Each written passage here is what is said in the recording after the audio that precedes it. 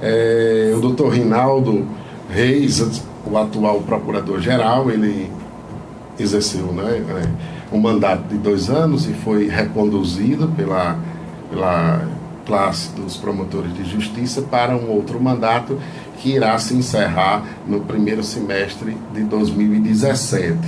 E por isso ele não pode buscar uma outra recondução, né? Então, ainda que, na minha opinião, até um tanto quanto precipitado, né, o processo sucessório já está em curso em razão do surgimento de uma candidatura e de outros nomes de colegas que passaram a ser ventilados, a ser lembrados por grupos, por pessoas mais próximas, no sentido de também se colocar como alternativa à sucessão do doutor Rinaldo Reis.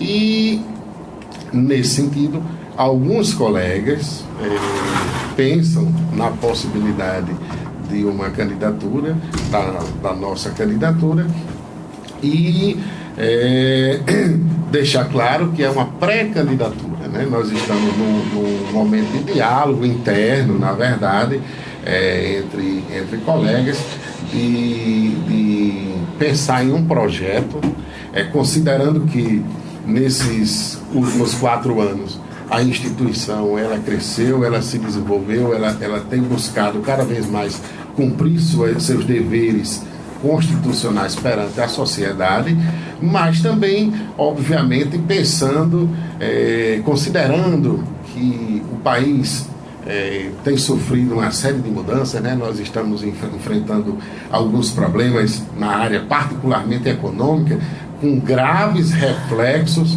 no meio social. Nós estamos vivenciando aí uma série de problemas, e mais assim, a sociedade potiguar e a sociedade brasileira, na verdade o mundo em geral, estão apresentando ao poder público, seja ele em qualquer nível, né, estadual, municipal, federal, nas instituições, como o Ministério Público, ao Poder Judiciário, uma série de exigências. Hoje, veja-se que todos estão sujeitos a cobranças e a críticas. Então, nesse sentido, é preciso, no entender destas pessoas que hoje conversam comigo a possibilidade de uma candidatura à Procuradoria-Geral, ao comando da instituição no estado do Rio Grande do Norte, a preocupação no sentido de que o Ministério Público ele tem que não esteja fazendo isso, mas que aumentar a interlocução com a sociedade, prestar contas do que a gente faz no dia a dia e que as pessoas muitas vezes não sabem. Eu queria dar aqui como exemplo, não a minha promotoria, para não personalizar tanto, mas quero trazer como exemplo, e porque uma das grandes preocupações hoje da população em geral diz respeito à segurança pública, mas dá o exemplo da promotoria criminal aqui de Caicó, e que é um reflexo das outras promotorias no estado. A quantidade, Sidney Silva, de denúncias, de processos criminais que o Ministério Público, o promotor em cada comarca, ajuiza durante o ano, a quantidade de pedidos de prisão, de ações de procedimento, de busca e apreensão, de condução de pessoas direcionadas não a casos específicos, mas do dia a dia. Isso não é muito divulgado. E a gente vive hoje uma sensação de insegurança muito grande. E quando se diz, foi feita uma operação na cidade tal e prender alguém, seja combate à corrupção, seja grupos criminosos organizados e tal, mas as pessoas ficam, mas é só isso? Aqui também ocorre, ali também está ocorrendo, eu estou sendo assaltado todo dia, né? O sequestro, o arrombamento de casas, roubo de veículos, tudo. E assim, parece que o Ministério Público naquele momento está fazendo somente aquilo. Então, o que a gente pensa, o que o nosso grupo vem dialogando, debatendo, é o seguinte: a gente tem que divulgar mais o que é feito todo dia, para não passar essa sensação de que Ó, só fez aquela operação ali, divulgou aquele caso acolá, né? Denunciou fulano de tal, fica uma coisa um pouco que não corresponde à realidade. Então, nesse sentido, a gente tem que prestar conta do que a gente já faz e, obviamente, no debate, no diálogo, no atendimento das demandas que a sociedade leva, obviamente, reconhecer, quando for o caso, aonde estamos não atendendo a contento e buscar aprimorar esse atendimento, esse acompanhamento, mas principalmente, e aí é uma pauta que a gente tem apresentado, não que a gente vá abrir mão, nem possa, porque a Constituição não permite, da atuação em todas as áreas, mas algumas áreas devem ser priorizadas. E aí eu cito aqui por ordem alfabética a questão da assistência social, da educação, da saúde e da segurança pública. Por quê? Primeiro, tratam-se de serviços básicos que ninguém discute a obrigação do Estado em prestar e prestar bem. Estado, quando eu digo, é a Prefeitura, é o Estado, a União, né? Em todos os níveis da Federação. E o Ministério Público realmente acompanha, fiscaliza, orienta, né? Muitas vezes ajuiza processos, ações civis públicas para resolver questões nessas áreas. Mas é preciso uma ênfase maior, um acompanhamento cada vez maior e, como já disse, a divulgação do que se vem fazendo. Porque fica muitas vezes para a população aquela ideia de que está fazendo pouco. Está, e pode até estar fazendo pouco, mas na verdade as pessoas não têm acesso a tudo, não sabem dos números, das estatísticas, de tudo que se faz no dia a dia. E esse trabalho do dia a dia é que vai realmente trazer a legitimidade, o respaldo, o apoio da sociedade ao trabalho, às nossas atividades. Por quê? Porque o Ministério Público, graças a Deus, é a quarta instituição brasileira mais bem avaliada em todo o país. Mas isso, para nós, não é suficiente. Nós temos que... E também isso não deve ser motivo para que a gente se acomode. E sim de que a gente busque sempre melhorar e mais adiante e realmente ver o que é que a população está reclamando do Ministério Público e o que nós devemos fazer para melhorar. Ou muitas vezes até explicar, porque muitas vezes nem é uma falha nossa, é porque nós não estamos tendo dificuldade de se comunicar com a população como um todo e com a sociedade civil particularmente. Doutor Vicente, a gente está vivendo aí um período de dificuldade financeira muito grande, né? De dificuldade financeira muito grande. As instituições todas, de norte a sul do país, elas são afetadas, né? Elas são afetadas, né? E se o senhor conseguir, por exemplo, o intento, né, de ser procurador-geral de justiça, coordenar o Ministério Público do Estado do Rio Grande do Norte, né?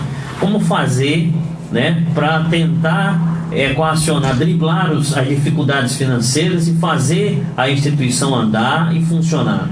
É muito importante sua pergunta, Cida, porque na verdade nós estamos elaborando um projeto de sustentabilidade da instituição, do Ministério Público. E essa sustentabilidade, ela se firma, ela projeta três ângulos, três pilares fundamentais. Um é, de fato, esse do aspecto da relação do Ministério Público com a sociedade, né, que nós tratamos muito, deixamos mais ou menos delineado. Há um outro que diz respeito à gestão dos recursos que são disponibilizados à instituição. E aqui deixo bem claro, não há nenhuma crítica subliminar ou velada à atual administração do Ministério Público, coordenada pelo Dr. Rinaldo Reis, com a assessoria mais imediata do Dr. Juvino Pereira da Costa Sobrinho, que foi promotor aqui e que é reconhecidamente um grande promotor. E isso é reconhecido não só aqui em Caicó, como por onde ele passou e hoje onde ele está, na capital do estado, na administração superior do Ministério Público. Não há aqui nenhuma crítica.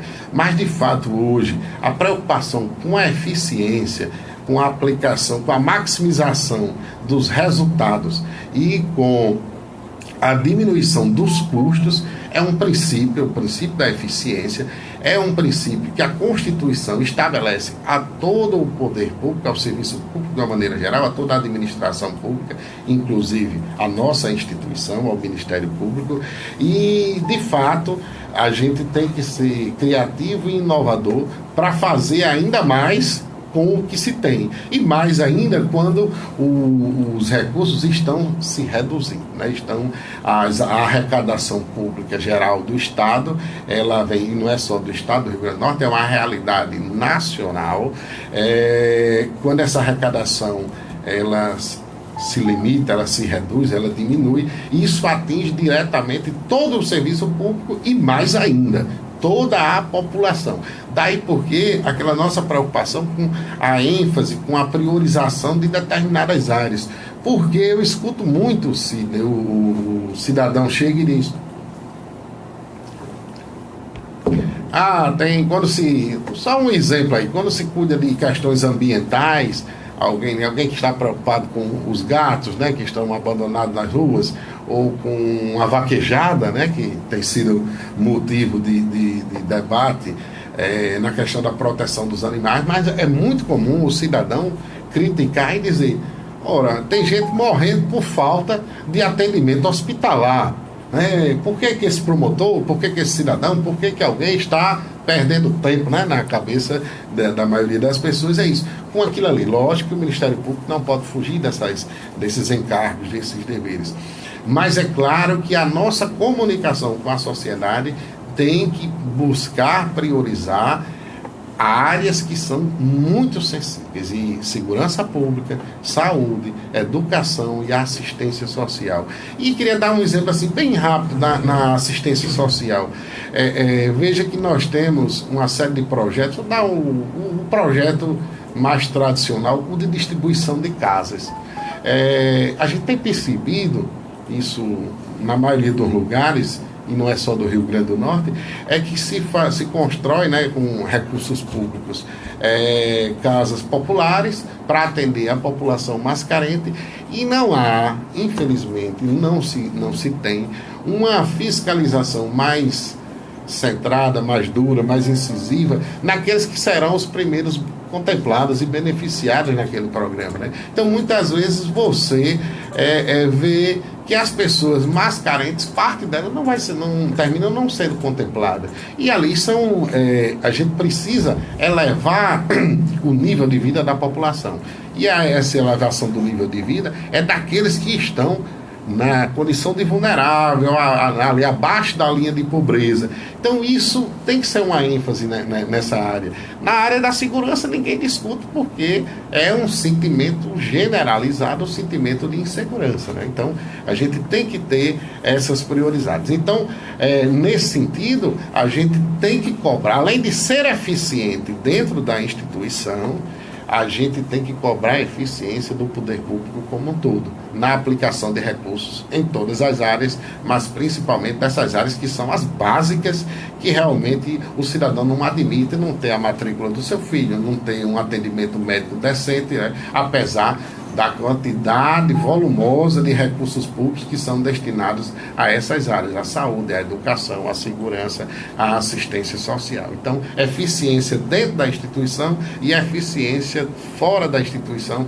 em toda a esfera pública, em todos os setores da administração pública. Então, o senhor colocou o seu nome à disposição.